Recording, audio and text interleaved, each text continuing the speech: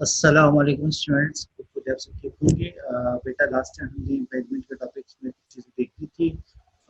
आज हम मज़ीद इस चीज़ को देखेंगे। बेसिकली न्यू टॉपिक जो आज हमारे पास है वो है प्लेज। ठीक है। आपको बस एग्जामिनर समटाइम्स पूछता है कि जी पेमेंट क्या है, प्लेज क्या है, या what is the difference between payment and pledge. तो उसी चीज़ को आज हम देखेंगे। बेटा प्लेज का मतलब ये होता है कि जब एक पर्सन किसी दूसरे पर्सन से लोन लेता है और उसके बदले में अपनी कोई चीज़ एज सिक्योरिटी के तौर पर रखवाता है, तो इसको हम क्या कहते हैं, प्लेज। Just like mortgage. दोबारा सुन लीजिएगा, एक पर्सन जब दूसरे पर्सन से कोई लोन लेता है और उसके बदले में कोई प्रॉपर्टी एज सिक्योरिटी के तौर पर रखवाता है, उसको हम कहते हैं प्लेज। ठीक है। तो ये जस्ट लाइक मॉर्गेज होता है। अच्छा। ये जिसपे जो है वो क्रेडिटर और डेबिटर होता है। यानी क्रेडिटर जो है वो पैसे देता है और डेबिटर उसके बदले में कोई ना कोई जो है वो चीज़ अपनी उसके पास क्रेडिटर के पास पाता है। लेकिन इसको हम यहाँ क्रेडिटर और डेबिटर नहीं कहेंगे, बल्कि इनको टू डिफरेंट नेम से जो है वो कॉल किया जाता है। एक तो हम यानी इसकी जो पार्टीज होंगी, वो पार्टीज आपके पास सामने स्क्रीन पे नज़र आ रही होंगी। एक को हम कहते हैं बेटा प्लेजर, और प्लेजर को ही हम कहते हैं पॉनर, और दूसरी जो पार्टी हमारे पास नजर आ रही है उसको हम कहते हैं प्लेजी। और प्लेजी को जो है वो हम पौनी भी कह सकते हैं। ठीक है। प्लेजर को पॉनर कहते हैं, प्लेजी को पौनी कहते हैं। ठीक है। दो पार्टीज याद रखिएगा। प्लेजर प्लेज में दो पार्टीज होती हैं। एक को हम कहते हैं प्लेजर और पॉनर, और दूसरी पार्टीज होती है हमारे पास प्लेजी और पॉनी। ठीक है जी। अच्छा, प्लेज की एसेंशियल्स क्या है। कानून कहता है कि प्लेज में एटलीस्ट ये चीज़ें होनी चाहिए जो आपको तीन नज़र आ रही होंगी स्क्रीन पे, ए बी सी करके। बेटा एक हमारे पास है जिसको हम कहते हैं मूवेबल, यानी आप इसको कह सकते हैं कि मूवेबल प्रॉपर्टी। अगर इसको लिख दूँ तो और क्लियर हो जाएगा। Movable property, movable property, movable property कहते हैं।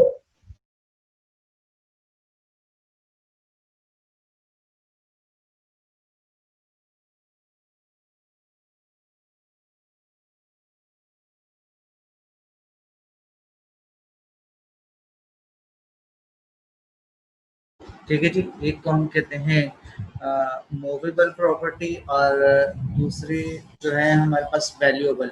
इन्हें कानून कहता है कि जो आपकी प्रॉपर्टी है वो न सिर्फ मूवेबल होनी चाहिए बल्कि वो वैल्यूएबल भी होनी चाहिए। यानी उसकी कोई हैसियत हो किसकी नज़र में, क्रेडिटर की नज़र में। तो अगर मूवेबल और वैल्यूएबल होगी देन ये प्लेज की कैटेगरी में आ जाएगा।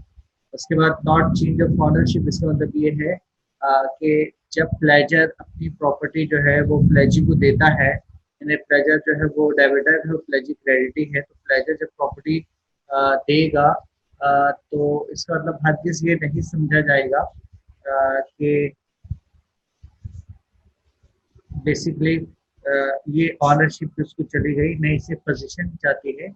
ऑनरशिप, टाइटलशिप, मिल्कियत जो है वो स्टिल जो है वो किसके पास रहती है, वो रहती है, वो बेसिकली रहती है हमारे पास स्टिल जो है वो जो अपना प्लेजर है उसके पास जो है ये प्रॉपर्टी रहेगी। ठीक है जी। इस चीज़ को जल्दी से देख लीजिएगा, देन मैं आगे आपको कंटिन्यू करूँ।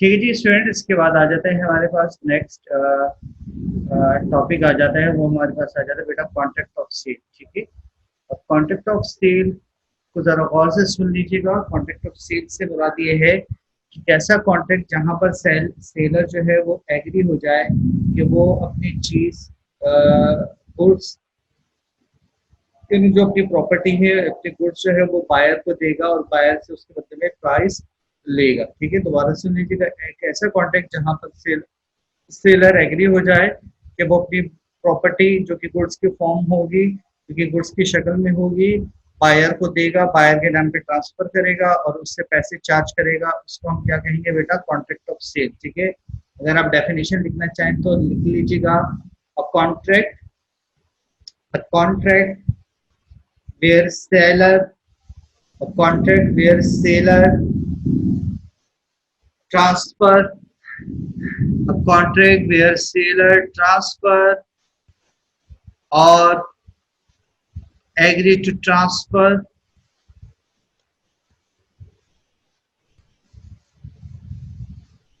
a contract where seller transfer or agree to transfer his property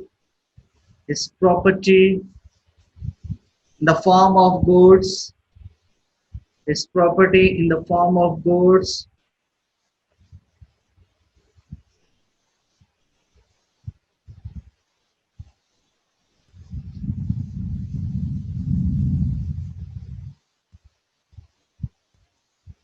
in the form of goods to the buyer for a price। ठीक है, दोबारा सुन लीजिएगा, a contract where seller agree to transfer his property in the form of goods to the buyer for a price is called contract of sale।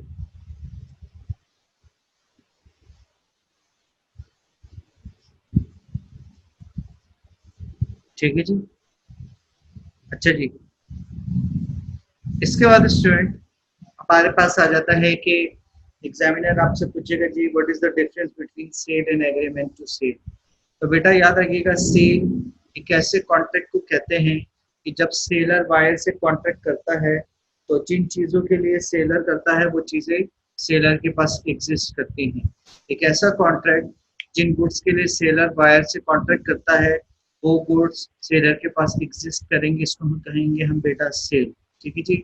Agreement to cell एक ऐसा contract जब seller buyer से contract करता है goods के लिए तो वो गुड्स उस वक्त सेलर के पास मौजूद नहीं होती, बल्कि उसको कॉन्ट्रैक्ट करने के बाद मैन्युफैक्चर या प्रोड्यूस किया जाता है, इसको हम कहते हैं एग्रीमेंट टू सेल। एक ऐसा कॉन्ट्रैक्ट जब सेलर बायर से करता है तो सेलर के पास वो गुड्स मौजूद नहीं होती, बट उन गुड्स को मैन्युफैक्चर्ड या प्रोड्यूस किया जाता है आफ्टर मेकिंग द कॉन्ट्रैक्ट, इसको हम कहेंगे एग्रीमेंट टू सेल। ठीक है जी। अच्छा, इसके बाद आ जाता है बेटा डॉक्ट्राइन ऑफ कैविटेम्पटर। नेक्स्ट टॉपिक है जिसको कहते हैं लेट द बायर बिहेवियर। ठीक है जी, डॉक्ट्राइन ऑफ कैविटेम्पटर जिसका नाम है let the buyer beware. Basically ये है क्या, इसको दो पैराग्राफ में मैं समझाऊंगा, गौर से सुनिएगा। कानून कहता है कि जब भी बायर कोई भी प्रोडक्ट सेलर से परचेज करेगा तो सेलर को उसको पर्पस बताना चाहिए बायर को, जी मुझे प्रोडक्ट चाहिए, इस पर्पस के लिए चाहिए, इस मकसद के लिए चाहिए, और अच्छी तरीके से उस प्रोडक्ट को एग्जामाइन करना चाहिए।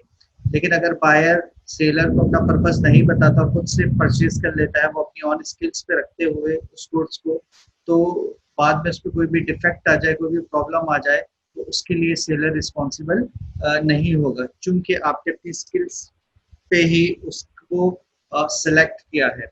लेकिन अगर सेलर को बता देता है बायर और बायर फिर उन चीज़ों की सिलेक्शन करता है और सेलर उसको मना भी कर देता है कि जी बायर ये आपके पर्पस के अकॉर्डिंग सूटेबल नहीं है, लेकिन उसके बावजूद बायर जो है उसको सिलेक्ट कर लेता है, तो कानून कहता है कि ऐसी सिचुएशन में भी बाद में अगर वो चीज़ें डिफेक्टिव निकल जाती हैं तो सेलर रिस्पॉन्सिबल नहीं होगा। ठीक है, ये आपने 2 से 3 लाइनें लिखनी होगी सेलर बायर के बारे में। अब सेलर के बारे में आ जाइए, नेक्स्ट पैराग्राफ में लिखेंगे सेलर की ड्यूटीज है कि जिस तरीके से बायर ने उसको बताया कि जी मुझे गुड्स चाहिए और इस पर्पज के लिए चाहिए, तो सेलर को अकॉर्डिंगली उसी पर्पज के मुताबिक देना चाहिए। लेकिन अगर सेलर ने बायर के बताने के बावजूद उसके पर्पज के मुताबिक उसको चीजें नहीं दी और बाद में वो डिफेक्टिव निकल गई, तो फिर उन डिफेक्टिव्स के लिए जो है वो सेलर रिस्पॉन्सिबल होगा। ठीक है, ये नाम थोड़ा सा मुश्किल था, आप लोगों ने फर्स्ट टाइम सुना होगा, बट था आसान। ठीक है जी। इसके बाद बेटा मोड्स ऑफ डिलीवरी हमारे पास नेक्स्ट टॉपिक है। जहां जहां आपको ये सिंबल्स नजर आते हुए आ रहे हैं, तो मतलब ये न्यू टॉपिक्स है। ठीक है जी।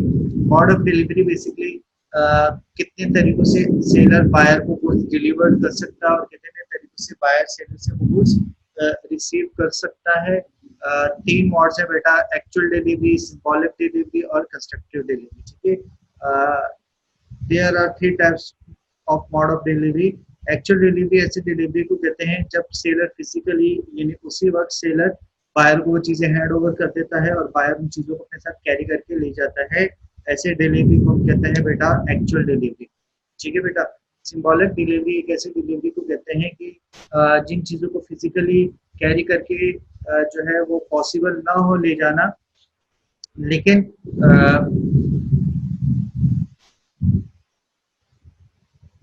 उसका कंट्रोल दे दिया जाता है। ठीक है, कंट्रोल जो है वो सेलर बायर को देता है और बायर से कहते हैं कि जैसा कन्वीनियंट और फिजिबल हो आप उसको कैरी करके ले जा सकते हैं। ठीक है जी। इसके साथ आ जाता है हमारे पास थर्ड बेटा कंस्ट्रक्टिव डिलीवरी। कंस्ट्रक्टिव डिलीवरी एक ऐसी डिलीवरी को कहते हैं कि जिसमें जो है वो जो सेलर की चीजें हैं वो किसी थर्ड पार्टी की पोजीशन में हो। ठीक है, उसका मतलब है टाइटलशिप ऑनरशिप तो चेंज हो जाती है बट पोजीशन जो है वो चेंज नहीं होती। बाद में बायर जो है वो थर्ड पार्टी से वो चीजें कैरी करके ले जाता है। इसको हम कहते हैं कंस्ट्रक्टिव डिलीवरी। ठीक है जी। इसके बाद बेटा हमारे पास नेक्स्ट टॉपिक जो आ रहा है आपको स्क्रीन पे, बल्कि आप थोड़ा सा इसको जो है वो मेरा लेक्चर को थोड़ा सुन लीजिएगा, देन फिर मैं आगे चलूंगा। ठीक है, ताकि आपको क्लियर हो जाए ये चीजें।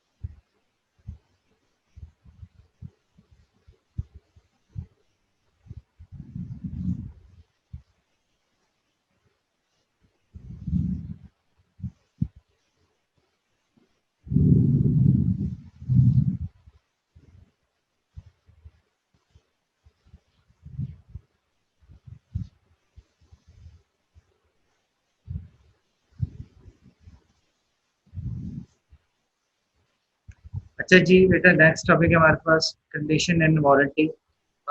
बेटा कंडीशन से मुराद ये है कि जब भी पार्टीज आपस में कॉन्ट्रैक्ट करती है तो उनकी कॉन्ट्रैक्ट में दो चीजें आती हैं, एक आती है कंडीशन, दूसरी आती है वारंटी। कंडीशन बेटा किसी भी कॉन्ट्रैक्ट के लिए इसेंशियल होता है। कंडीशन किसी भी कॉन्ट्रैक्ट के लिए इसेंशियल होता है, जबकि वारंटी किसी भी कॉन्ट्रैक्ट के लिए इसेंशियल नहीं होता।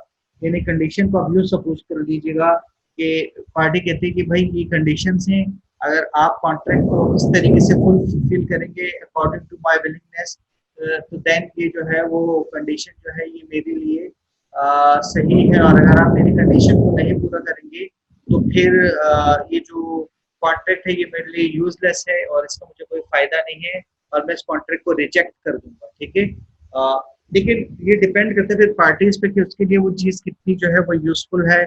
हो सकता है उसका माइंड चेंज हो जाए तो कंडीशन में जो है वो कॉन्ट्रैक्ट को एक्सेप्ट भी कर सकता है और कॉन्ट्रैक्ट को रिजेक्ट भी कर सकता है और क्लेम फॉर डैमेजेस कर सकता है। लेकिन वारंटी में क्या होता है बेटा कि पार्टी सिर्फ और सिर्फ जो है अगर अगली पार्टी ने उसके विलिंगनेस के मुताबिक अगर उसको चीज नहीं दी लेकिन वो उसके लिए इतनी इम्पोर्टेंट भी नहीं थी। वो कह रहा था मिल गए तो ठीक है, नहीं तो फिर कुछ और अल्टरनेट उसके पास सोल्यूशन होता है पार्टी के पास। लेकिन एक पार्टी ने अगर उसकी विलिंगनेस के मुताबिक उसको चीज नहीं दी, तो फिर वो सिर्फ वहाँ कॉन्ट्रैक्ट कैंसिल नहीं करेगा, बल्कि जस्ट जस्ट उसके पास एक ऑप्शन अवेलेबल होगा, that is claim for damages. वो क्लेम फॉर डैमेजेस कर सकता है, कॉन्ट्रैक्ट को कैंसिल नहीं कर सकता। ठीक है, तो ये हमारे पास कंडीशन एंड वारंटी, इसके डिफरेंसेस आते हैं एग्जाम में। इसके बाद बेटा नेक्स्ट टॉपिक आपको नजर आ रहा होगा अनपेड सेलर। ठीक है जी, अनपेड सेलर के बारे में थोड़ी सी और चीजें बता दूं।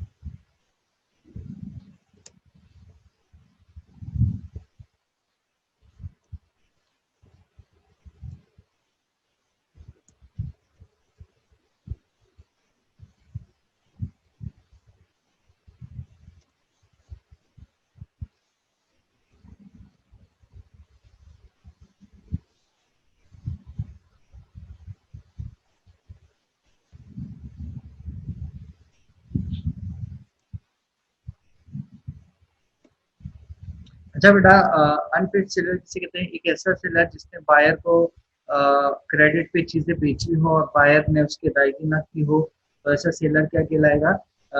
Unpaid seller. दोबारा सुन लीजिएगा, एक ऐसा सेलर जिसने बायर को चीजें बेची क्रेडिट पर और बायर उसकी अदायगी ना करे, तो ऐसा सेलर क्या कहलाएगा? Unpaid seller. अब एक अनपेड सेलर के क्या क्या राइट्स हैं, जरा गौर से सुन लीजिएगा। इसमें नंबर वन आपको नजर आ रहा है राइट ऑफ लीन। कुछ लाइन भी बढ़ते हैं, कुछ लीन भी बढ़ते हैं, दोनों सेम है। Number two, right of stoppage of goods in transit. Number third है राइट ऑफ रीसेल, और नंबर फोर है सूट फॉर प्राइस। ठीक है, राइट ऑफ लीन का मतलब ये है कि अगर सेलर ने बायर को चीजें बेच दी हैं क्रेडिट पर, बायर चीजें ले गया है, लेकिन जो टाइम पीरियड आता है, अगर वो उस पर अदायगी नहीं करता, या दूसरा ये भी है कि अगर उस सेलर ने बायर को चीजें बेच दी है, तो जैसे ही बेच देता है तो वैसे ही सेलर जो है वो पैसों का मालिक बन जाएगा, प्राइस का ऑनर बनेगा, और बायर जो है वो गुड्स का ऑनर बन जाता है। तो फिर स्टिल अगर ऑनर चाहे वो प्राइस का बन भी चुका है, लेकिन प्राइस तो उसको नहीं मिली ना, तो उसका ये राइट बनता है कि जो बायर के गुड्स है, ऑल द गुड्स को ऑनर बायर हो गए, तो उन गुड्स को अपनी तहवील में ले सकता है। लीन का मतलब है कि अपनी गिरफ्त में ले लेना। ठीक है, अपनी तहवील में ले लेना, कब तक? जब तक बायर उसकी पेमेंट उसको न दे दे। ठीक है जी, इसको हम कहते हैं right of lien. Number two आपको नजर आ रहा है right of stoppage of goods in transit. बेटा right of stoppage of goods in transit का मतलब ये है कि अगर सेलर ने अपनी चीजें बायर को बेची हैं, और अगर बायर इंस्टॉलमेंट हो गया है, सेलर को रिलायबल इंफॉर्मेशन से इंफॉर्मेशन मिलती है कि अदालत ने उसको इंसॉल्वेंट डिक्लेयर कर दिया है, तो इंसॉल्वेंट से तो आप पैसे रिकवर नहीं कर सकते। तो कानून कहता है अगर वो चीजें रास्ते में है तो आप उसको स्टॉप करवा सकते हैं, उस ट्रांजेक्शन को रोक सकते हैं और वापस मंगवा सकते हैं, ताकि आप बड़े लॉसेस से बच सकते हैं। ऑन द चाहे ऑनर उसका क्रेडिट की फॉर्म में बायर बन भी चुका है, बट आपका ये हक है कि अगर आपको पता चल जाता है रिलायबल रिसोर्सेज से कि जी आपका बायर जो है वो इंसॉल्वेंट डिक्लेयर हो गए, तो आप अपनी चीजों को वापस मंगवा सकते हैं। ठीक है, इसको हम कहते हैं right of stoppage of goods in transit. अच्छा बेटा, थर्ड हमारे पास नजर आ रहा है राइट ऑफ रीसेल। देखिए कितने तरीकों से जो है वो सेलर जो है वो चीजों को बाय बाय सेलर जो है वो चीजों को बेच सकता है, ऑल तो अगर उसने बायर को वो चीजें सेल आउट करते हैं और बायर ने अभी तक उसकी अदायगी नहीं की है। तो मैं 3 कंडीशन बता रहा हूँ कि जी अगर कॉन्ट्रैक्ट में लिखा हुआ है कि जी अगर आप इस टाइम पे नहीं आए तो मैं ये हक रखता हूँ मैं किसी और बायर को बेच दूंगा, तो वो उस बायर को बेच सकता है किसी दूसरे बायर को। अगर कॉन्ट्रैक्ट में नहीं लिखा हुआ और फिर ऐसी सूरत में सेलर जो है वो बायर को नोटिस देता है कि अपनी चीजें ले जाओ, और बायर अगर नहीं रिप्लाई करता देन अगेन सेलर इंटाइटल्ड है, वो किसी और बायर को बेच सकता है। थर्ड आ जाता है हमारे पास राइट ऑफ रीसेल के बाद कि अगर चीज़ें पेरिशेबल नेचर के हैं, जल्द स्पॉइल होने वाले हैं, तो और नोटिस का टाइम पीरियड नहीं है, तो अगेन सेलर जो है उन चीज़ों को वो बेच सकता है, किसी और बायर को भी फरोख्त कर सकता है। ठीक है जी। इसके बाद बेटा फोर्थ आ जाता है हमारे पास suit for price. Suit for price का बेसिकली यहाँ पर मीनिंग ये है कि अगर सेलर ने बायर को चीज़ें बेच दी हैं, बायर चीज़ें ले गया है और वो चीज़ें इस्तेमाल भी कर चुका है, ठीक है, लेकिन पैसे अभी तक नहीं दी, पैसे अभी तक नहीं दिए, पैसे नहीं दिए सेलर ने बायर को, और वो चीज़ें यूज कर चुका है और अब वो गुड्स भी रिटर्न नहीं कर रहा, पैसे भी नहीं दे रहा और रिफ्यूज कर रहा है कि जी मैं पेमेंट नहीं दूंगा, तो जो सेलर का राइट है वो प्राइस के अगेंस्ट में होगा, ना कि गुड्स के अगेंस्ट में होगा, क्योंकि वो ऑनर किसका बन गया है, प्राइस का बन गया। जैसे उसकी चीजें बायर को सेल आउट कर दी तो इसको हम क्या कहते हैं बेटा, सोल्ड फॉर प्राइस। ठीक है, ये हमारे पास टॉपिक था अनपेड सेलर। इसके बाद एक और टॉपिक करते हैं, मैं टाइप कर लेता हूँ, वो भी देख लीजिएगा आप लोग। ठीक है बेटा, नेक्स्ट टॉपिक हमारे पास आ जाएगा, वो आता है types of goods.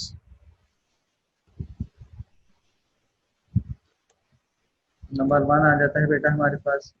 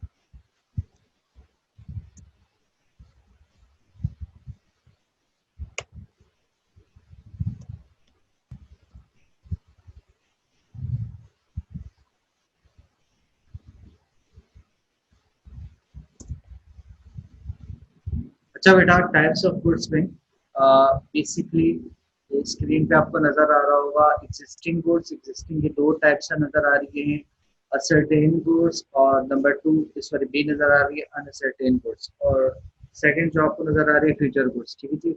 Existing goods basically ऐसी गुड्स को कहते हैं कि जब सेलर बायर से कॉन्ट्रैक्ट करता है तो उसके पास उस वक्त वो चीजें एग्जिस्ट करती हैं, मौजूद होती हैं, तो वो तमाम चीजें जब सेलर बायर से कॉन्ट्रैक्ट करता है किसी भी गुड्स के लिए, और अगर वो प्रेजेंट हो, पोजीशन में हो, बायर के पास मौजूद हो, तो ऐसे गुड्स को हम कहते हैं एग्जिस्टिंग गुड्स। एग्जिस्टिंग गुड्स के अंदर मजीद दो आ जाती है बेटा, टाइप असर्टेन गुड्स और uncertain goods.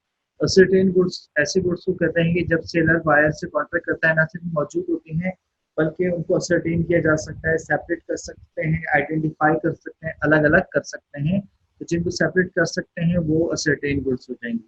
Uncertain goods basically ऐसी गुड्स को कहते हैं कि अगेन जब सेलर बायर से कॉन्ट्रैक्ट करता है तो न सिर्फ सेलर के पास मौजूद होती है बट उनको हम आइडेंटिफाई नहीं कर सकते, बस ये थोड़ा सा फर्क है असर्टेन और अनअसर्टेन में, मतलब सेपरेट नहीं कर सकते, अलग अलग नहीं कर सकते। ठीक है, तो ऐसे गुड्स को हम क्या कहेंगे, अनअसर्टेन गुड्स। आई होप आपको एग्जिस्टिंग गुड्स भी समझ में आ गया होगा, असर्टेन गुड्स भी आ गया होगा और अनअसर्टेन गुड्स भी आ गया होगा।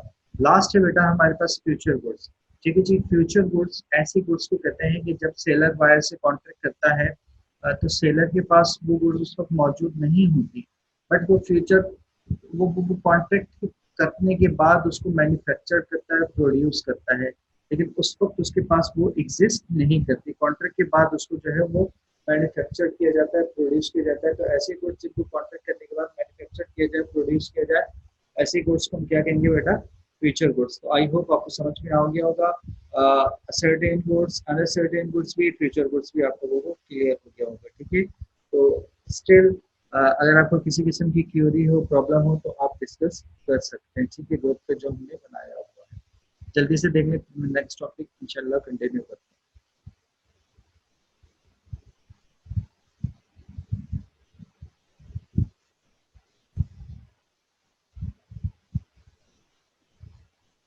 तो स्टूडेंट्स, आज हमने जो है वो देखा, बेसिकली काफी सारे टॉपिक किए, प्लेज किया, पार्टीज ऑफ प्लेज किया, एसेंशियल्स ऑफ प्लेज कर लिया, फिर उसके बाद कॉन्ट्रैक्ट ऑफ सेल देखा, सेल देखा, एग्रीमेंट टू सेल देखा, डॉक्ट्रिन ऑफ कैबिट एम्प्टर देखा, ये सॉरी सिंगल एम आएगा यहाँ पे। उसके बाद हमने देखा actual delivery, symbolic delivery, constructed delivery, फिर देखा हमने कंडीशन देखा, वारंटी देखा, उसके बाद देखा अनपेड सेलर, अनपेड सेलर की अनपेड सेलर देखा, अनपेड सेलर के राइट्स देखे। उसके बाद टाइप्स ऑफ गुड्स देखे। टाइप्स ऑफ गुड्स में जो है आपको एग्जिस्टिंग गुड्स नजर आया, असर्टेन, अनअसर्टेन, फ्यूचर गुड्स। ठीक है, तो आई होप आप लोगों को ये तमाम चीजें यहाँ पे क्लियर होगी। बट स्टिल अगर आपको किसी किस्म की क्यूरी हो, प्रॉब्लम हो, तो आप बिल्कुल मुझसे डायरेक्ट कंसल्ट कर सकते हैं। मैं आपको वो टॉपिक इंशाल्लाह क्लियर कर दूंगा। इसी को हम कंटिन्यू करेंगे इंशाल्लाह नेक्स्ट लेक्चर में। ओके बेटा, अल्लाह हाफिज़, फी अमान अल्लाह।